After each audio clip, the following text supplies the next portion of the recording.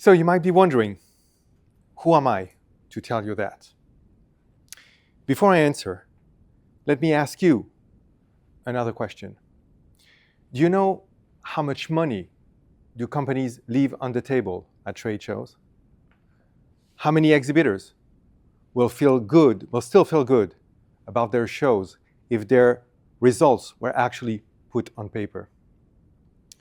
Let me take you back to January 2019. We're in Toulouse, south of France. It's the first working day of the year, and Mark is the first one to arrive at his office. If you'll meet Mark, you'll meet a tall guy with large shoulders and hands that could crush walnuts. See, Mark grew up in a bad neighborhood, and not only did he survive the street fights and the drug dealers, he worked hard to get out of there. And today, he's feeding the 15 people of his team and their families. Today, Mark doesn't head to his office. Instead, he goes straight to the main boardroom. They call it the aquarium because it has wall made of glass. On one side, you can see a garden where the sun is now rising. It's going to be a beautiful winter day. On the other side, the open space where his team works. Mark plugs his computer in the HDMI port in the middle of the oval table. It smells like back to the office. Printer ink, cold coffee. Mark's company is doing good. And so he's looking forward to his meeting with Simon. Now, contrary to Mark, Simon is small, thin, with manicured hands like those of a surgeon. Behind his metal frames, his blue eyes miss nothing. Your nails clipped uneven? Your tie not matching your socks? Or a problem hidden somewhere in your numbers? If you'll meet Simon, you would think he was the son of a tax inspector and Margaret Thatcher. Simon, welcome. You're early. Yeah, Mark, I got another meeting in 2 hours, so can we go straight to business? Sure, take a sit. I got you the numbers you wanted here on the big screen. All right, let's take a look at this. So,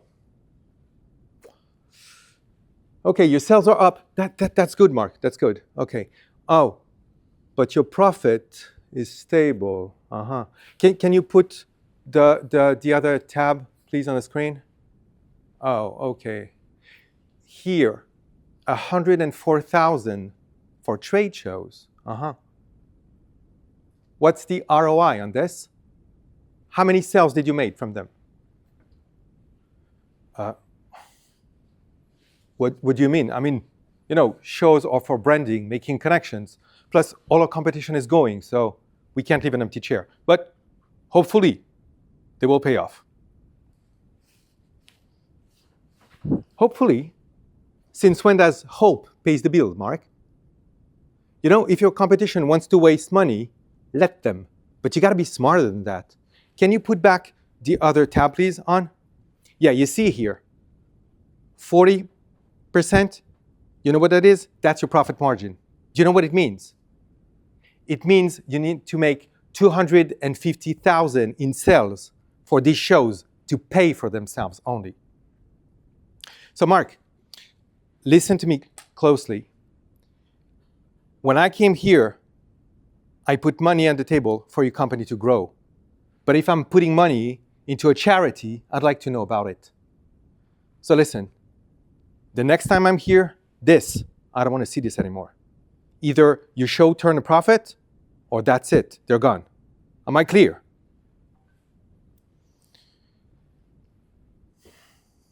I don't know about your shows, but Mark has been doing them for years, and he hasn't really measured them. It was for branding visibility, so this felt like a punch in the face he never saw coming. Now, of course, Simon wasn't wrong. I mean, shows should be an investment, not a donation. So, after Simon left, Mark stayed in the room a couple of more minutes. He looked in the CRM. Nothing. He was baffled. He went to the open space to ask his team. So he asked marketing. They told him, hey, Mark, we just booked the shows. He went to sales. Mark, it's a marketing operation. I know. We show up. We hope we can close deals. Damn it. On LinkedIn, by email, on the phone, Mark had a team of supermen. But it seems like these shows were like kryptonite. So what did he do? What would you do if you were faced with this problem, with no solution, and other emergency to take care of? You know what he did? He postponed. Until when? Until it became another emergency. A few weeks later, Mark was at his desk when suddenly, you've got mail. Get your team ready for e-marketing 20. Oh, shh. I think it was about a couple of days later that Mark and I met in a Parisian cafe. The atmosphere was all you can expect from Paris. The metro was on strike. His plane was delayed. And the smell. No, actually, we were saved by the smell. Warm coffee, decaf for Mark. Buttery croissant. Mark started to relax. So I took my chance. Mark, thanks for coming. Well, thank you for the email you sent me. I've checked your numbers. 3,000 attendees, 20% of them your target audience. Your team left with 31 business cards. 2 people signed up for about $8,000. But the show cost you 20. I'm sorry, Mark. Simon is right. Your numbers are not good. But the problem is not the show. It's how you handled it. See, from what you told me, your team stayed passive behind the desk in the booth, waiting for people to come, right? But Mark, visitors hate passive exhibitors. But don't get mistaken, there's one thing they hate even more: the aggressive type, the one trying to close here, now, on the booth. You know, Mark, things are different on shows. Taking regular sales tactic to a show is like taking a knife to a gunfight. Doesn't work. See, not only it's a buyer's market, but the context neutralizes sales tactic. Now, what you need is another approach. You need to serve the visitor first on your booth. Well, what do I mean? Well, take a look at a waiter here. Do you see how he behaves? His attitude? Is he waiting behind the counter for people to come and place an order? No. But is he chasing clients, trying to shove down their throat the menu? Neither. But look at him. He's welcoming. He's serving. Look at you. This pastry, did you have it in mind before you came in? You didn't, right?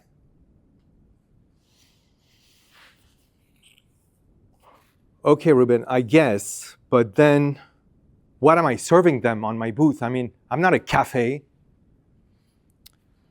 Mark, you need to serve them a solution to the problem. Take a look at your doctor. What does he do? He welcomes you. He serves you. He asks you the right question, determine what your problem is, and then he points you to a solution. That's the follow-up. Except you never felt he sold it to you. Yet you bought it. The X-ray, the meds, whatever he suggested. See, it's so subtle. It's so fast, so elegant. Your sales radar never saw it coming. You see the difference now with a regular sales approach? All right, Ruben, but then how do I get my team to actually do that on a show? Okay, Mark, here's the thing. You need two things. First, you need a change of mindset. See, the problem with exhibition is most exhibitors think that all they need to do is send their closers, the sales guy, like you would sell attackant at the end of a football game for the free kicks, the penalties. Except they forget there is a game to be played beforehand. So the second thing you need to do is to change your trade show game plan. You need a different kind of team with different players, with different roles.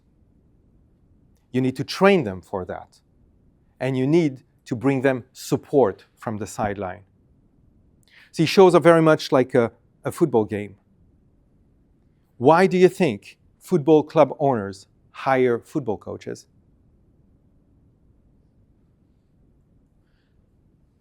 A couple of weeks later, Mark invited me to come to Toulouse, meet his team, rebuild together their trade show game, using for that the 5-step approach I have developed, refined, and battle-tested on shows around the world for the last 10 years. After that, we practiced it, we trained in it together. And they were ready for the upcoming show. About a month later, we were all together in Paris. The first minute of the shows were, let's say, critical. They were worried to try to do something new for the first time, especially since no one else was using these tactics around us. I mean, do you feel comfortable doing something new for the first time when no one else around you is doing it? But I was here to make sure they'll push through. So when the doors opened, they pushed through. Within the first hour, the booth was full, and it stayed this way. Around lunch, I turned toward Margot, one of their sales. She looked at me and said, "Hey, Ruben, I got 2 people. Not only they're leads, but they won the contract now, today. I'm going to have to do it before lunch." At the end of the day, everyone was smiling. Actually, not everyone. Our neighbors, they were not. I mean, they didn't have a good day. Their booth stayed empty most of the day. Day 2, same program. More contacts, more leads, more deals. Our neighbors, still not doing it. They looked almost invisible. We were like literally sucking visitors from the aisles. And they were more than invisible. They actually packed at 4 p.m. They left, they gave up.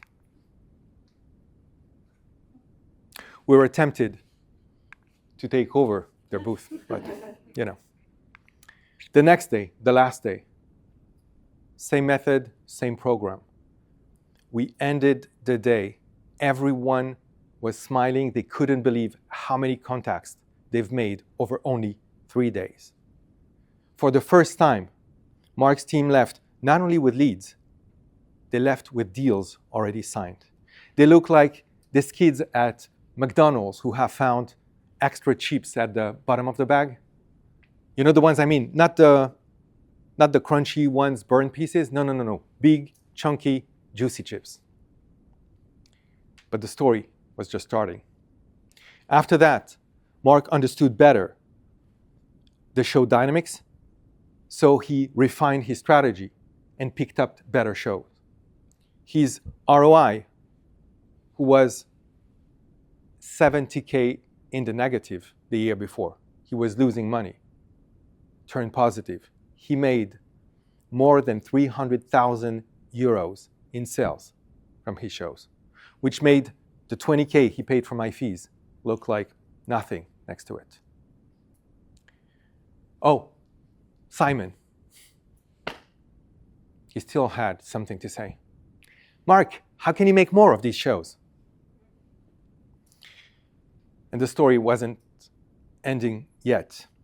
3 years later, at the same show we did together, Mark's team was